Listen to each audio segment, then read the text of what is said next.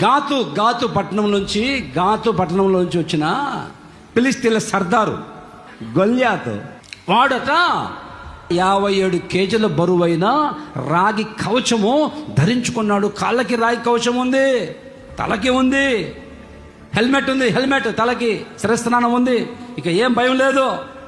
ఇప్పుడు వాడు వచ్చి కేకలేస్తున్నాడు, రేయ్ మీలో ఎవడైనా దమ్మున మగాడు ఉంటే నాతో యుద్ధం చేయండి, మీలో ఒకరు రండి, మాలో నేను వస్తాను అని సవాల్ చేస్తున్నాడు శత్రువు.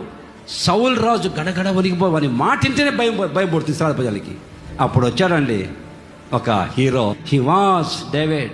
చూడండి, బాగా ఆలకించండి. వాని ఒళ్ళంతా కవచం ఉంది గొల్యాతుకి. దావీదు వెళ్ళి ఆ ఏలా లోయలోకి వెళ్ళి 5 రాళ్ళు తీసుకొని, నూనె రాళ్ళు తీసుకొని సంచులో వేసుకొని, గొర్రెలు మేపేవాడు కాబట్టి అలా వడిసెలు తిప్పుకుంటూ ఉంటాడు. ఎప్పుడు ఆ వడిసెల్లో ఒక రాయి పెట్టుకొని ఆ దావీదు అలా తిప్పుకుంటూ వదిలాడండి. వదిలితే వాళ్ళకి వాళ్ళంతా ఎక్కడ గ్యాప్ లేదు, ఎక్కడ సందు లేదు. ఇది ఇక్కడ మాత్రమే ఉంది సందు.